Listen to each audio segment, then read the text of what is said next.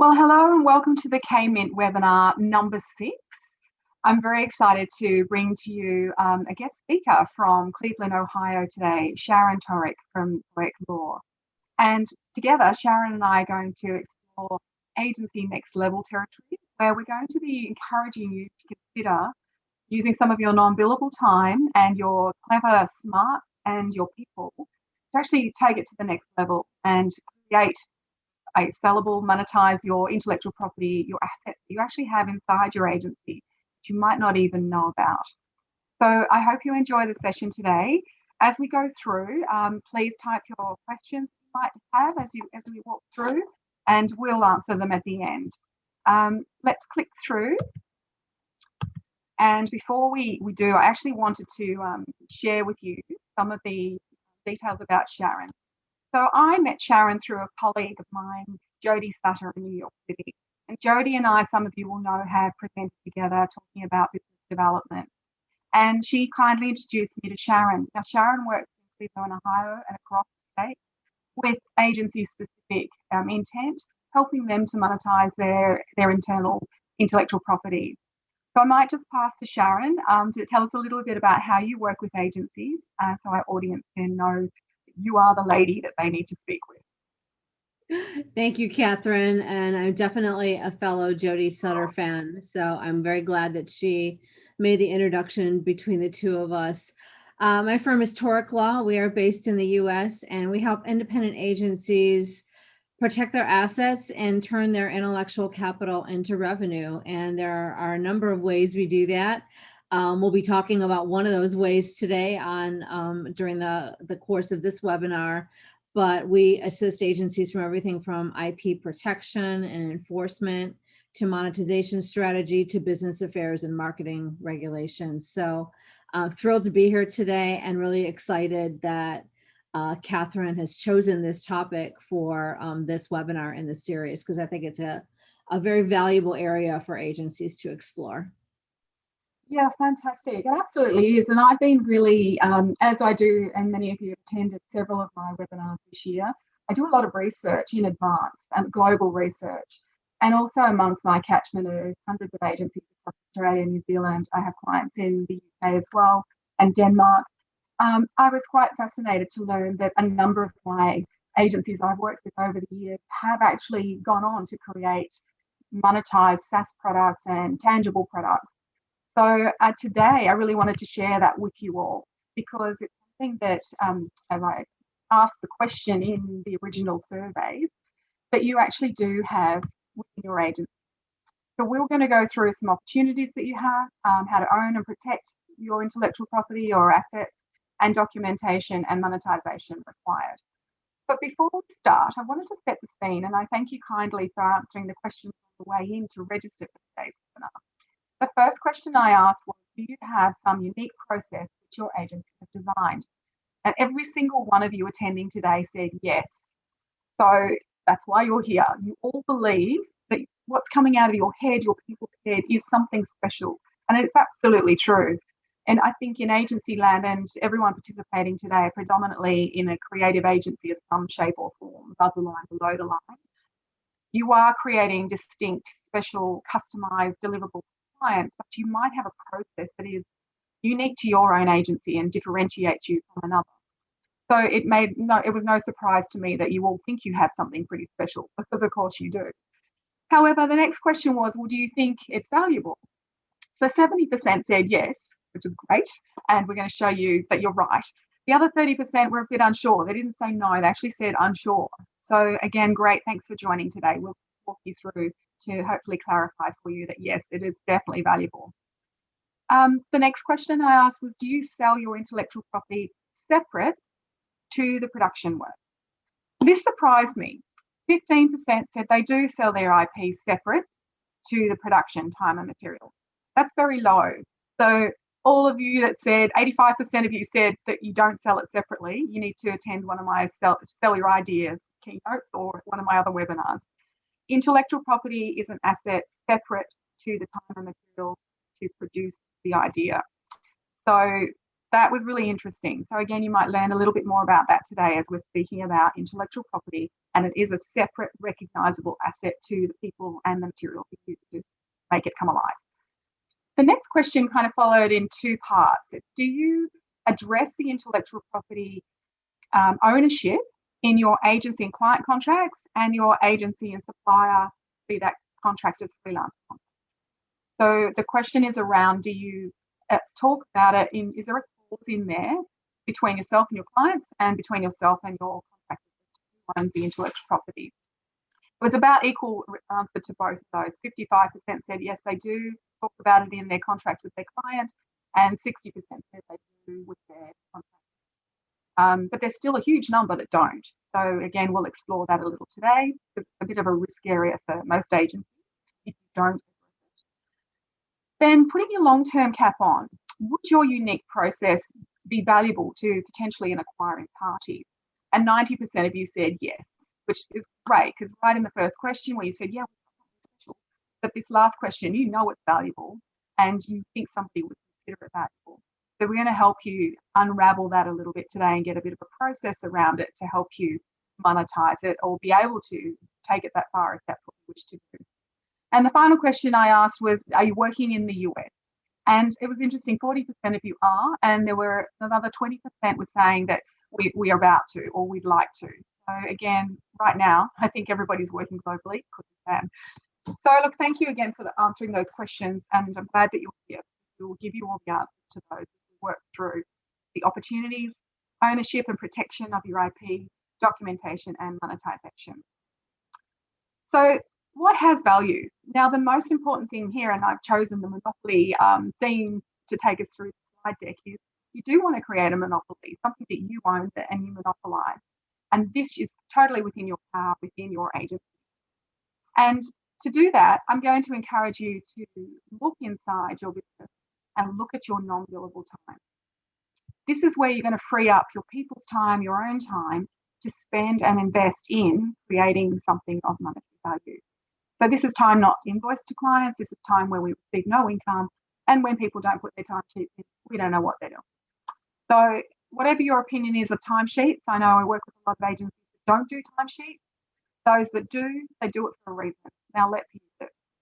If you look at the figures here, you know, the average billable time is around 60% for agencies below. That means 40% is not billable. What are we doing with that? Splice this up, spend some time looking at it. About 3 hours a day, that's a lot. And if you've got 10 people on staff, do the same. So a day a week, potentially, you could invest creating something of purpose, at developing your internal assets. I'm going to show you some real examples of some clients of mine, agencies that I have worked with, and show you what they've created and hopefully inspire you to follow suit. The first one I'd like to introduce to you is Jack. Jack Lord is the CEO of Gwyn Jones, now known as GJ. And a husband and wife came to him. They had a really great idea where they actually, it was Daniel and Lee, they wanted to let their kids play their own music and not damage the CD discs, scratch them all up, and not touch the expensive hi-fi equipment. So they came to Jack at GJ's and said, we've got this great idea, we just don't know how to execute it. We have a bit of technical expertise, but we didn't know how to make it look good and sell it. So the agency partnered with them and actually created Bird. And it took several years to create.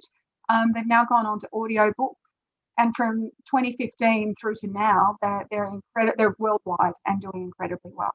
So this is a product with a collaboration with a couple outside their business, so a startup effectively, that just had a great idea. The next one is a good friend of mine, Martin Griffin. So Martin, many of you might know that he is the ex-MD and partner of BMF. And Martin and I have worked together and presented together on a couple of Show Me the Money workshops. He now consults Martin Griffin Consulting. Martin buddied up with one of his previous clients, actually, and that was Jason Rance. He was the head of product innovation at Speedo. And with a third guy who is Steve Schletty, and he was head of design at BMS. So the three dads decided that it was time in Australia to actually have some fund protection for kids particularly, but for all adults as well, on arms rather than sun cream. So they actually went eco on this, and the crazy arms are made of recycled nylon. Majority of that is coming from fishing nets. So in when did they start? They launched in 2019. So they're again fairly new, but they're now actually branching out and making well. So and they do caps. So it's really that was a collaboration with a client. So building a product together with your own intellectual property. If there's an opportunity to do so, then why wouldn't you? So yeah, they bootleg this themselves. So they put some cash in. And Jack from GJ's, the company, went in as well. They invested themselves. Here's a favourite of mine. So I'm working with Gabby at the moment on her SaaS product, Flaunter. Now, Gabby came out of PR. She left her workshop PR agency because she felt that there was a need for great assets, brand images for the brands that would be shared with the media, retailers and influencers. And it was such a time-consuming job. So she created the SaaS platform called Flaunter. So again, late 2015, she started, and it's gone worldwide. She has clients and brands all over the world using her product. It traditionally started in fashion, but it could work with all genres as well. So I'm very proud of her work, and interesting working with Gabby away from my main vein of pure creative agencies, which is 8 hours and time and material, and the metrics that go with that. SaaS has a completely different model on financial metrics and payback periods. So it's been a really interesting learning curve for myself. Now, Richard was working at his own agency. He's got a techie background and Tectonic. And he decided to create a program when entering awards. If any of you have actually entered in awards, you'll know that that's quite challenging sometimes. So he developed Award Force, which is a platform for receiving applications, assessing, and providing results. So again, he actually bootstrapped his business, his SaaS program, from the agency money. So it took a little while. Started in Sydney in 2009. It is now again used globally by other businesses wanting to run awards through his platform. And his story is really interesting when we were chatting about how to price it originally. He was basing it on hours and didn't really know. And that's pretty classic with most businesses. How do we actually price this thing? And then we fast forward, we look at the market, what he did, and we'll touch on that a little bit later as well. I've got two more for you. These ones are both very similar. So Niels in Denmark was working in a production studio, and they needed to make the process a little bit better. So he started creating a program himself, and it ended up becoming Workbook, which many of you might know is probably one of the top shelf global ERP systems. He recently sold that to Deltek in America. So when he founded it in 2001, it was a 20-year journey, and he did very well out of selling that through. You might know Aaron. Aaron's from New Zealand. So Aaron Green, very similarly, had a little bit of an inkling in the production department of an agency. He'd worked with multiple agencies in the UK, helping them develop database programming. And in the end, he created Streamtime, which is purely a time management. And the view that you're seeing on your screen is his latest evolution. I'm very proud of what he's achieved. It's his timesheet. Get rid of the timesheet. There's a little video, Death of the Timesheet, where above the line you'll see there's the to-do, and all you do is your calendar that's important. It links with the Streamtime program. You drag them below the line when you've done them, and they become timesheet records. Really clever. So his program again is marketed around the world. So fantastic examples that I'm hoping that you'll all really be motivated by to say, yes, that's exactly what I'm thinking for. Good opportunity to harness within your agency. So where do we look, Sharon? I mean, there's some examples that, I've personally been involved in, but what sorts of things do you see in yourself that your clients are bringing to you as possible internal assets that could be monetized? Yeah, and I love these. These are all such creative examples of taking and separately monetizing things that you're working on, or using the inspiration you get from doing direct client work to create something that the agency can call its own and monetize additionally. In our practice, what we've seen are a number of examples where as a result of intelligence or gathered in serving a client, or niches developed, or category experience or competencies. Agencies have spotted opportunities to create solutions or products that are separately marketable from the direct campaigns or other works that they're doing for the clients.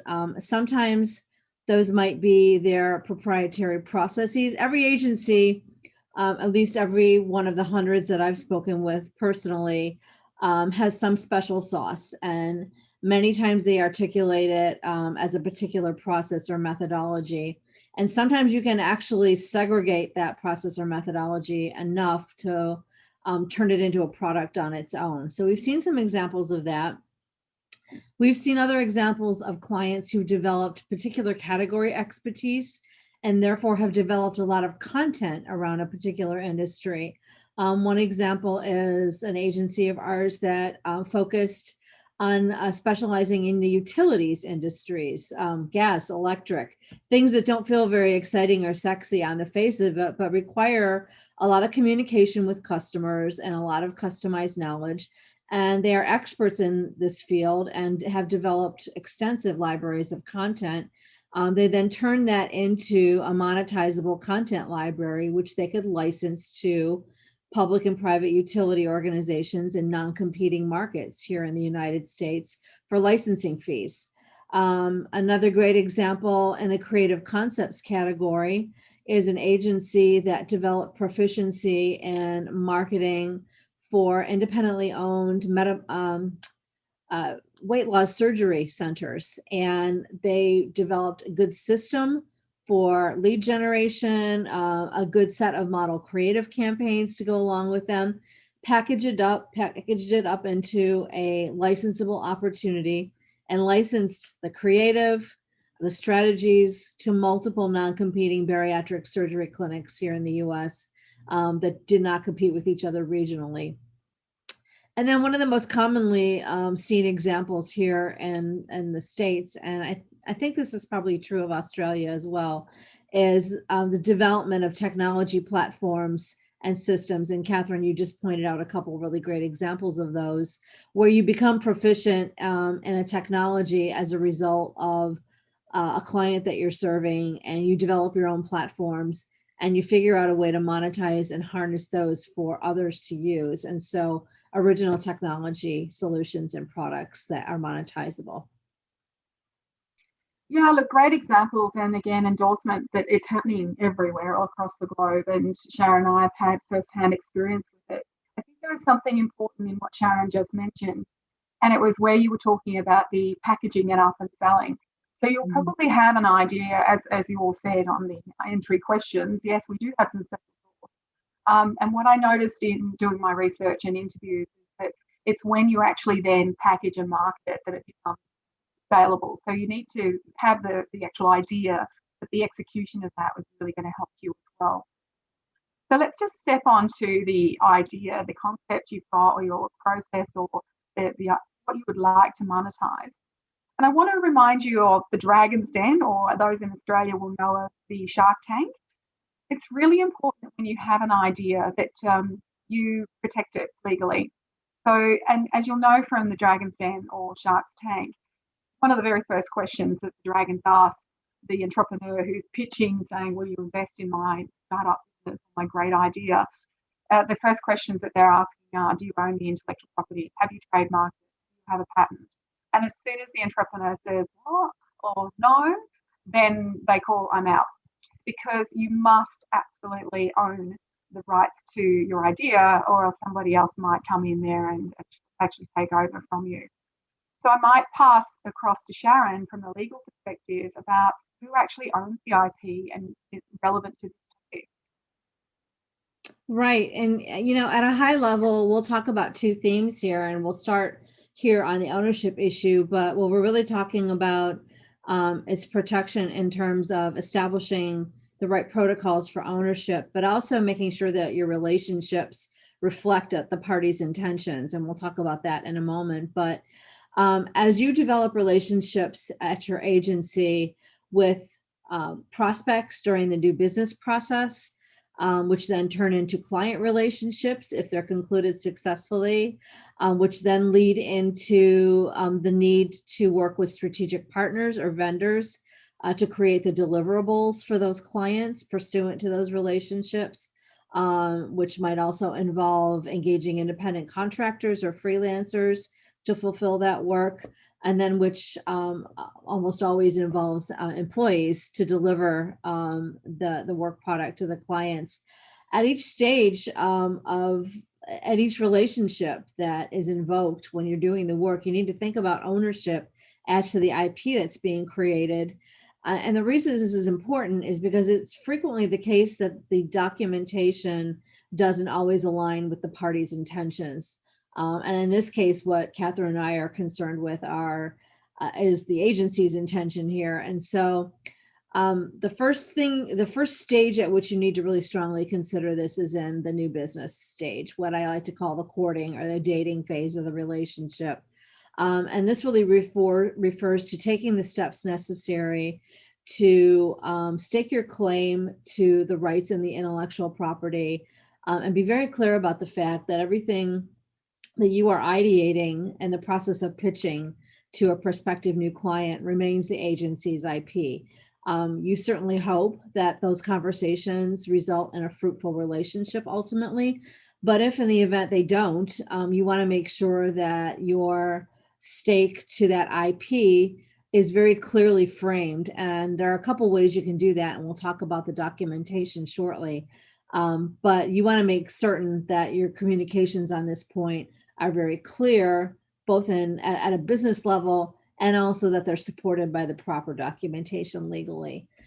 Once you've married the client and you've actually decided to do business together, you need to make sure that the agency's master service agreement, professional services agreements actually reflect the IP that will be work for hire and will ultimately be owned by the client, and that will be remain the property of the agency, because you may enter into a multi-type of relationship where the end product, part of it might belong to the client, part of it might be held back by the agency, part of it might be based on pre-existing IP that you already own.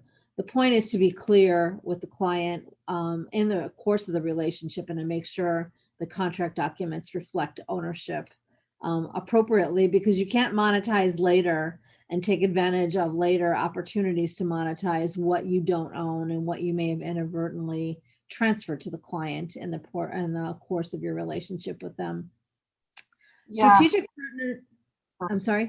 No, I was just going to endorse that completely. Keep going. Yeah, no. Strategic partners, vendors, and independent contractors, I can kind of group them for the purposes of this part of the conversation. The bottom line with these folks is that in the United States, and Australia has similar copyright law conventions, unless you have documentation indicating the party's intentions around ownership of the IP created, belongs to the creator. And that means if these folks are not your employees, which we're talking about folks and organizations who are not, the rights don't follow the money necessarily. So you need appropriate supporting agreements that will reflect the agency's ownership position in the end product that's created. The employment constructs are fairly easy to sort out in this regard. You just want to make sure the employees understand at all times that what they're creating within the scope of their work for you is owned by the agency. And it's a good idea to spell this out in your employment policies, or if you use an employment agreement, in the agreement itself. That's right. And look, I've got a next slide where we step a little deeper here, because in my experience, agencies are really vulnerable when they're pitching. And of course, there's that topic, which is completely separate for today, but it is because we're unsure as to who actually owns the ideas that are being discussed, the strategy that you're revealing. Also, when you're working with clients, that pops up again as like a consistent issue where agencies are unsure, does the client own all three concepts or just the one that they're going to execute? So really understanding this space is paramount in our industry, and there's not a lot of education on it, which is why KMint is here, and I'm working with Sharon trying to provide that for you all. So Sharon, tell us a little bit more about, when we are actually in those conversations, what sort of tactics would you recommend an agency to try and protect themselves when they're presenting? Sure. And I do think these are listed in exactly the right order of vulnerability for agencies, and for different reasons. The reason why new business conversations are probably the most vulnerable position for agencies to be in is because you're trying to put your best foot forward. You want to show your capabilities in the best possible light, and you want to look easy to do business with at the end of the day. And so those are all kind of antithetical to being very strict, buttoned up, or looking very inquisitive about or difficult to work with when it comes to the IP rights around this stuff. So some of the things that you can put into place and should put into place around the new business conversation are the gold standard is absolutely a non-disclosure agreement between you and the prospective client. And the way you approach a client about this so that it doesn't appear heavy-handed or that you're being overbearing about it is to present it in the spirit of mutuality. And I'd encourage you to keep in mind the fact that in most new business conversations, the prospective client will have no hesitation or shyness at all about pushing their NDA across the table at you to sign as an agency, and it most likely will not be mutual. So don't be shy about presenting a non-disclosure agreement that is mutual and protects both parties. That's the absolute gold standard. As Kathryn and I were preparing for this, I said to her that I know full well, as a result of having presented on this topic many, many times, that many of you will not do this. You'll feel uncomfortable with the non-disclosure agreement route. And for all of you, what I would encourage you to do is take a look at the proposal documents that you're creating in the course of the pitches. Take a look at the sample assets that you are creating. Take a look at your RFP responses, or take a look at any pitch decks you're using, and make sure you put clear language in all of those documents, particularly if any of them are going to be leave behinds, which I would discourage you from, actually. But if any of them are going to be leave behinds or submitted formally to the prospect, put legends like copyright notices, put legends like IP ownership language right in the documents themselves so that it is very clear that the IP in those materials remains the agency's until the parties agree otherwise. Once you've become the agency of record to the client and you are actually doing business with them, you switch your focus to the master service agreement. And the key vulnerability there are two areas. First of all, you never want to transfer your IP rights until you've been paid. Second of all, you want to make clear that if the agency has any pre-existing intellectual property, that is a carve out and that remains yours. Some agencies even have separate licensing agreements for some of their pre-existing assets that will ride along with the master service agreements. And so you see here that we really bifurcate the protection conversation. One is, what do the documents say? What do the contracts say? The other is your registration processes, whether copyright, patent, or trademark. Both are equally important components of the protection regime that you want to make sure you've got buttoned up before you go to your monetization exercises. Yeah, look, perfectly said, Sharon. And I urge everyone watching this session, use the signs, use these symbols. They are legal symbols that speak to the viewer. So whether that be your prospect or your client or your staff, they're legal, like an FBI badge. If they were not on the document, how would you know that was an FBI agent, or in this case, a protected document, a legally recognized valuable asset? So these are very simple to incorporate into all of your work. And if you don't have a registered trademark, please PM on the tag name, the name and the logos, everything you create, they're individual assets. Again, a topic for another webinar, which there was one earlier this year that you might like to go and watch. Don't be frightened and don't be shy. As Sharon said, everyone attending today is the business owner or has the power to actually specify how you like to do your business with your clients. So be strong and clear on what your position is without being abrasive. There's one other little thing I want to mention. There are two clauses in any contract you sign with a client. One of them is about intellectual property, where it is the intent that whatever you create is for your client, of course. However, there's another clause that says what the remuneration, the compensation is, and that is what Sharon was saying before. That clause actually, you don't hand over the work until it's been paid for, and it's not actually assigned until it's been paid for. There is a price for it. So harking back to one of the questions on the way in to register for today's webinar, there's a large number of you who are not actually recognising that intellectual property is separate to the time and materials. So I think there as well, just in the normal work you're doing. Now let's move forward to actually monetizing, so documentation and monetization. We want to look at the different types of legal instruments that we need to actually harness what we have inside our agency, whether we're selling it to client or creating a product to be sold further on. So there are different types of legal instruments, legal agreements. Sharon, do you want to walk us through just 3 that are relevant for today? Certainly. I'm going to actually take these in reverse and give attendees today just a suggestion of the types of agreements, contracts you might need to be familiar with if you explore this as a business strategy for your agency. First, the subscription agreement. If you've created a product, a set of content, a technology, something that you will make available for others to use on a recurring basis, where they will basically be subscribers or renters of the intellectual property you've created, that is typically crafted as a subscription relationship, and it will be reflected in a subscription agreement or subscription terms and conditions. And it will basically state the terms under which the subscriber can use those materials, the length of time of the subscription, all those businessy type and money related matters, but also it very clearly stake your ownership claim and the product that to which they are subscribing. So that's a subscription arrangement.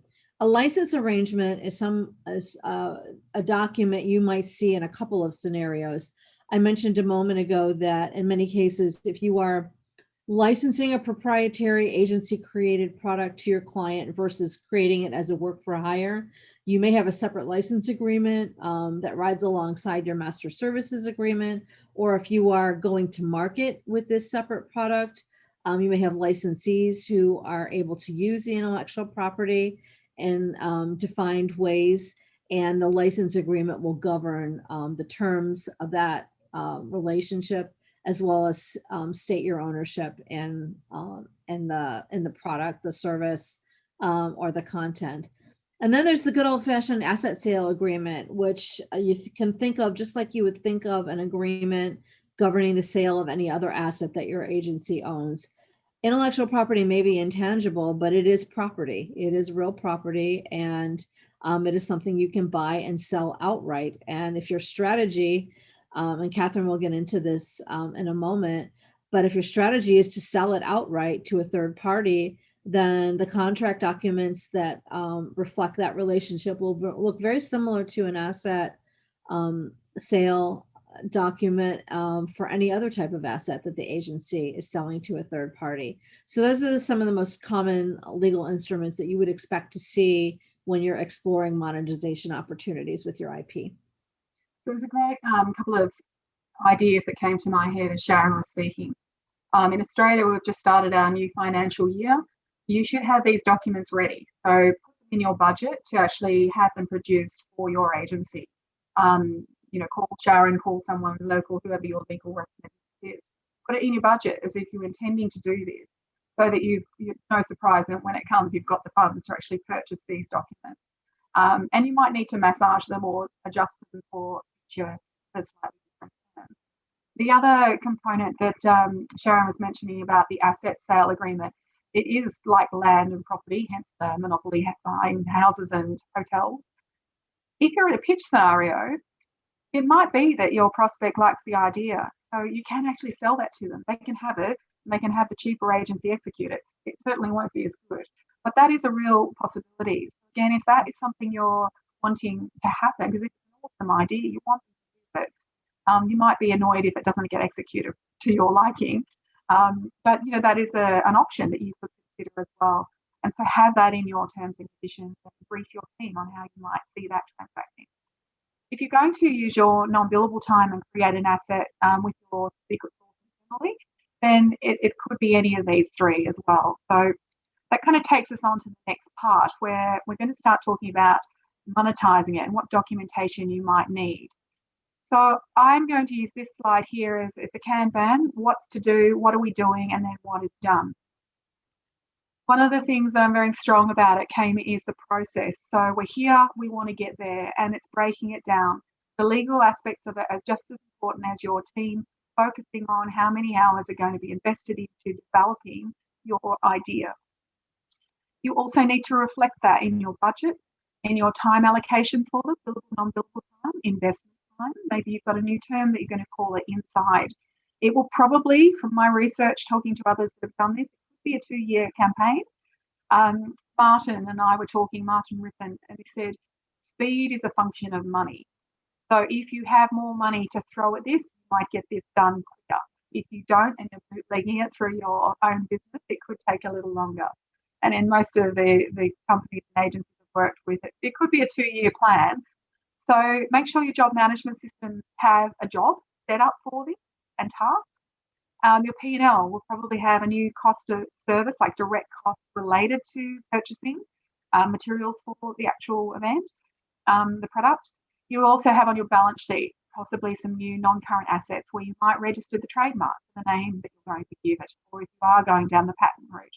So these are going to sit on your balance sheet. And you definitely need to create a KPI dashboard that will track your progress against where we are now to where we're going.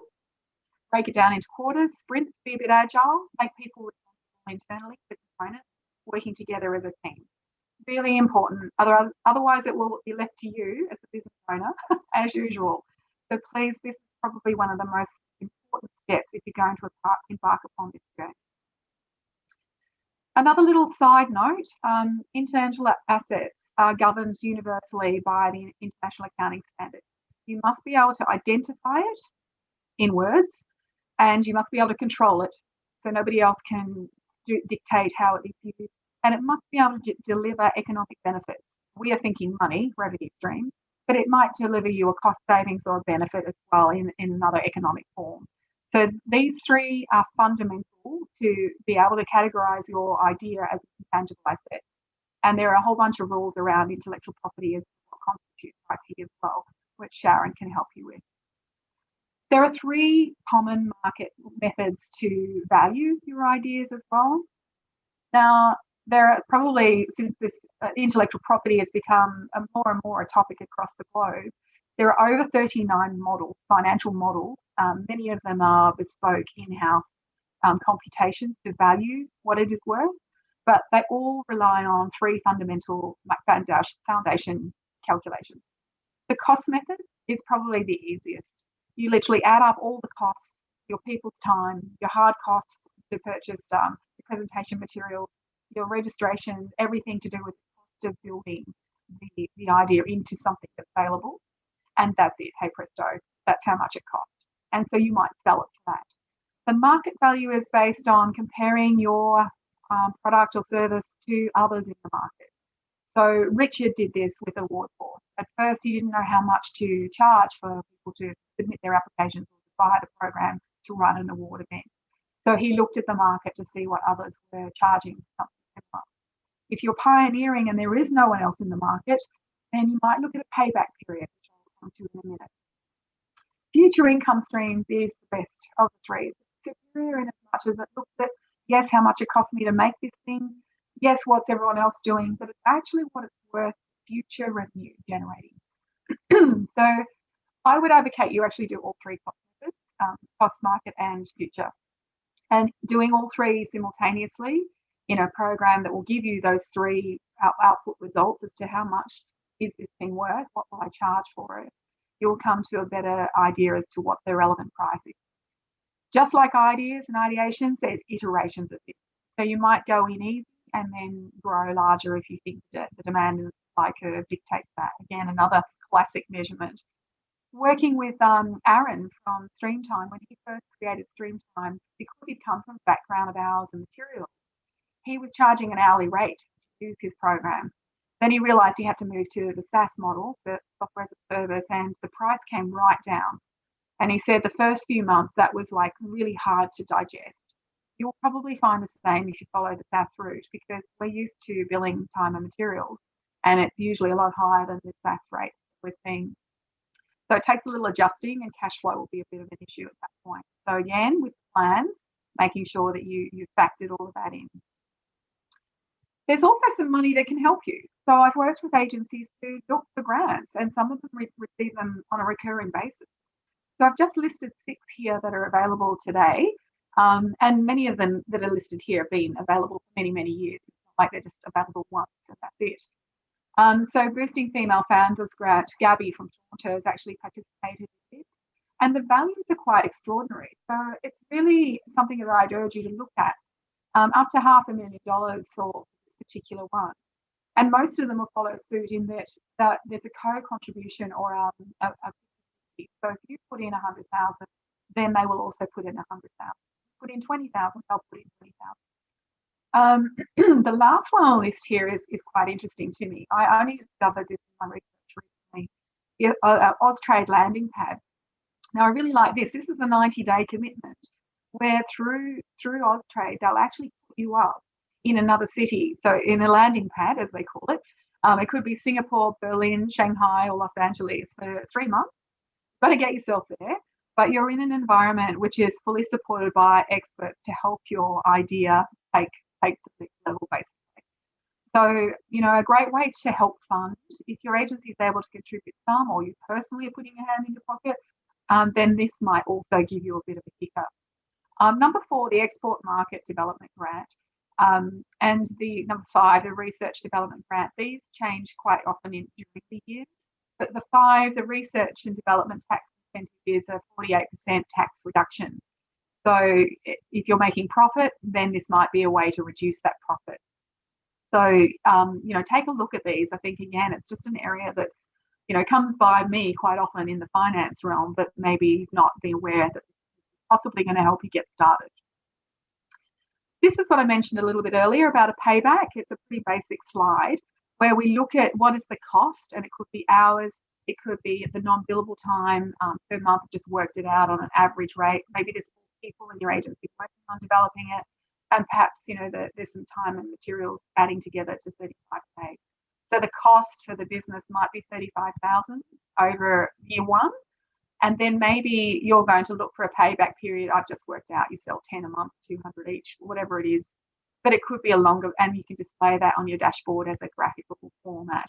So again, getting all this set up in the outset would be really useful for you to start tracking how are we going to monetize this? When are we going to get our money back? Investors will also look to this. I guess also just speaking to those that have already done this before you, you might want to look at that non-billable time. And from one of my earlier slides, it could be a sizable amount, like 30, 40 grand a month. So if you slice some of that out and invest it into creating, I think you might see a payback. You will get a payback as opposed to down the drain non-billable time. So finally, kind of coming up towards the end of our session today, these are the ways that Sharon and I have talked about, and I would particularly get involved in the outright sale generally on a day-to-day basis with agencies, coming up with concepts that they then sell outright to clients.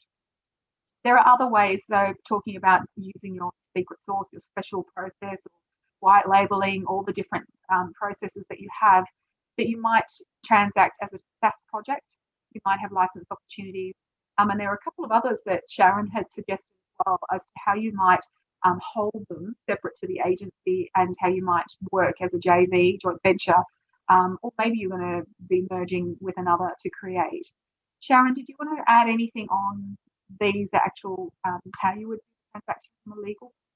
Sure. I think the point that I would make to this list in specific is that remember that if you are going to jointly exploit a piece of intellectual property with someone or some entity that's already a client of the agency, it's important to treat that as a separate legal relationship, whether the two of you are going to form a holding company to pursue that opportunity, or some sort of joint venture where the agency is contributing intellectual capital, the client organization might be contributing a distribution channel or some other something else, bring something else to the table. Remember to treat those as separate transactions than your basic agency services arrangement with the client. Similarly, if you are entering into a relationship with a third party, whether it's another agency or whether it is another third party organization that you're teaming with to take this product to market, that looks very much like a joint venture agreement or the formation of a holding company as well. And then we list mergers and acquisitions on this slide to remind you that in the case of an M&A, unless you're selling the asset outright on its own to a third party, it really becomes a question of valuation of the intellectual property as a part of your business as a whole. So the point there is to make sure that you've identified the intellectual property for M&A purposes, had it valued appropriately, and that you're considering that value as a part of the overall transaction appropriately. Yeah, that's right. And look, again, during the year, I would be involved in an agency M&A at least twice. Some of them small boutique agencies merging together, and some of them smaller agencies being bought up by bigger fish. And the legal transactions been interesting to see what's being sold. Is it an asset sale or is it an equity sale? And the asset component is including your intellectual property and your secret sauce. So usually when one goes to sell an agency, they think they're selling, and this is true, clients and people expertise.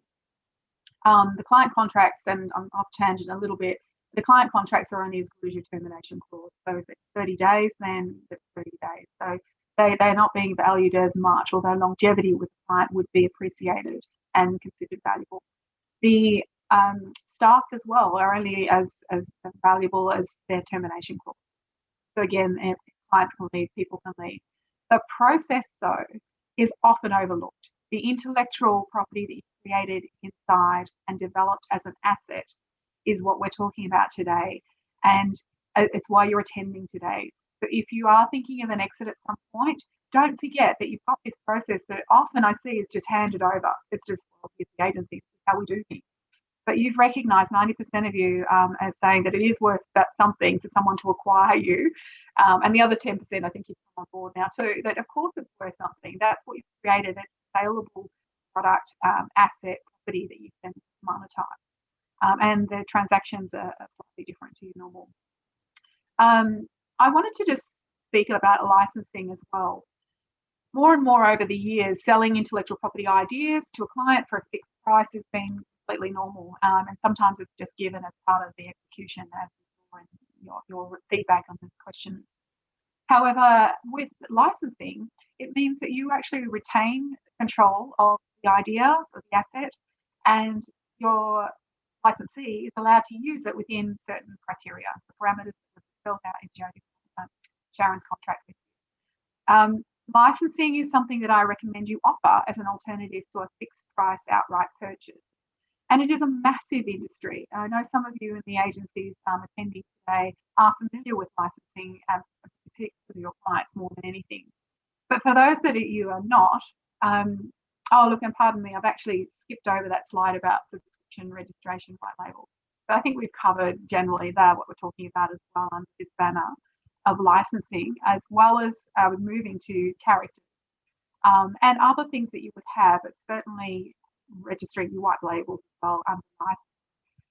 I wanted to present to you this particular slide. It's a little bit tiny, but basically looking at the Global Licensing Agency, and it's a body, it's a professional body that every year ranks the top 100 licensing companies. No surprise that Walt Disney is at number one, and of course they've got an extraordinary retail value of $54 billion there. But as you look through the list, you will know it as, you know, these companies, and some of them are purely based on intangible assets, as in characters. Marvel would be another one. as opposed to bricks and mortar and cash in bank. They probably cash in bank, but they have intellectual property that they are letting others use, and for that they're getting paid, and those that are using them are able to generate more revenue streams by using the asset. So it might not necessarily be, so Electrolux Group, for example, it might not be a character in this category, but worth having a look to see what others are around. There's some great case studies of what others are doing around the world, where you might think, okay, well, who would license my product? We think very narrowly to start with. But again, by doing some more further research, you will see that there's a much bigger market globally for you to access, and how others actually do package it up and then market beyond your immediate terrain.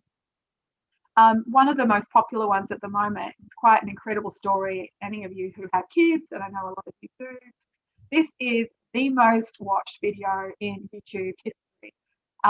It's ranked number 1 at the moment, Baby Shark by Ping Pong, a South Korean education company. So they just created a little song that is on their platform, and it's now worth $437 million. And in March this year, they actually did a deal with Nickelodeon. So it's now going to be a TV show. So if you've got children, watch out. But it's just a great example of something that was created that they've been able to market beyond the original purpose. So again, I think outside the square here. You have something in your agency that you're using yourself, but perhaps it could be valuable beyond your agency walls. And it can go past this little song with a little dance. It's now going to be a TV show. That then links in my mind to J.K. Rowling, which was a book with a character, boy called Harry Potter, which became a film, which became several films, which became roller coaster rides and merchandise. And you can go wide if you have something that has the long legs to do it. This will all come out in your brainstorming with your team. So it's exciting to me. I hope it is exciting to you. But Jodie, where do they even start? What would you recommend? How do agencies come to you to let us come say, I think I've got something valuable. What should I do? So that's an excellent question, and what we've definitely seen as a positive outcome of the time spent during the pandemic, wherein agencies have been figuring out, how are we pivoting? What are our other opportunities out there? Then really sort of look inward to try to figure out if this is a strategy that makes sense for them. And so we get the question from them, where do we even start? We know we have something here. We think we have something here. Look at this really as a self-inventory or a self-audit exercise of your agency. I know audit is kind of a non-sexy word for folks in the creative services fields, but think of this as a step back and a look in the corners of your agency. Look at the creative concepts that have been unexecuted. Look at the technology ideas that you may have been inspired to create in the course of creating campaigns. The strategies, the tactics, the creative, and you may need to look, you may need different people within your agency to take point on looking at different aspects of this. Your creative team for the actual content and concepts, your tech team for the actual technology solutions that have been created, etc. But do an audit is the bottom line. Take a look, take a step back and take some time, some of that non-billable time that you want to allocate towards pursuing this strategy, and figure out, what do we have? What here is original, potentially marketable. And once you sort of set on your target list of opportunities, after narrowing out the things that don't seem to have marketability or that the agency is not interested in pursuing, take a look then at that shorter list. What is the ownership status and what's the IP protection status of these assets? Do we need to look at our client agreements to see that we haven't inadvertently given away our right to pursue this opportunity? Might the client own the IP actually? Did we use any freelancers or contractors? Did we use any third parties? Take a look at the actual current IP ownership status and how it's documented, and whether there needs to be any additional work to clean up the documentation from an ownership point of view. And then it's time to think about, in tandem with your financial experts, your business modeling experts like Kathryn, what are the monetization opportunities? What do the financial and business models actually look like for this? What's the marketability of it? Because the bottom line is, if it's not a valid marketing opportunity for you or a financial opportunity for the agency, then frankly, the legal status of the IP ownership may not be as critical to you as an agency. So those are the places to start. And really, this is kind of an exploration of assets in the attic, if you will, that have not been dusted off and turned into their own freestanding opportunities for the agency. Yeah, that's right. Really cool, Sharon, because one of my clients in Adelaide actually has a bottom drawer, and in the bottom drawer are all the ideas that didn't see the light of day. They call it bringing out the dead. They bring out the dead once a year. The dead, they shuffle through them. I also saw this in the UK when I worked there, where the owner of the agency actually held an exhibition. They booked out an art gallery and they had their proposals. They removed any client branding or whatever on it, but they were basically putting their idea up for viewing of the concepts. And it was really beautiful. It was quite intriguing. They had them all framed and the white gallery. It was just amazing. So again, it was like paying homage to awesome ideas. Sometimes a client rejects an idea, but it works for another in the category. So again, you might find that you have assets there that you could actually offload or sell elsewhere. So look, I hope today's session has given you a big, well-rounded perspective on, I do have some gold in my hills here. How do I polish that up and sell it? What do I need to do? And I think, we might just turn to the audience and ask them if they have any questions. I saw a couple pop in, so let's just go. I'll read one out to you, Sharon. It's actually about like the audit that you mentioned, is a fresh one that's just coming about the audit. Is there like a checklist or something that they could work through? Absolutely. I think my email is going to be at the end of this deck, and I'll read it out to those of you who want to take it down. It's very simple. It's Sharon. Yeah. Here we go. Here we go. Sharon at legal&creative.com. And we do have some resources at the firm, some checklists and ideas, some resources that can help you get started with the whole inventory process. There it is. We're at legal&creative.com, and I'm Sharon at legal&creative.com. So reach out to me. Sharon also participates on stage quite a bit and has a podcast as well. So would you like to share a little bit about that? Absolutely. Yeah, there are a couple ways that we help agencies in addition to our day-to-day legal support of them. We do have a weekly podcast, which is actually not about legal issues, but is about innovation in the agency world, which I host, which is the Innovative Agency Podcast. We have a subscription-based legal resource product, which is the Agency Legal Protection, Agency Protection System, which you can find at agencylegalprotection.com. We offer legal checkups, which is sort of a done with you legal audit, where if you'd like to take a look with our assistance at the agency's legal affairs, including these IP explorations, we can assist you with that as well. So I'm happy to answer questions one-on-one. I think that's great. And again, these are things that people think about often in their business. Here's the resource, here's the opportunity. Make sure you go and follow this through and stop talking about it, actually do the work. I think it's a nice time of year to start planning for it and consider that it might be a 1 or 12 months, 48 months to actually create something. That how proud will you and your team be?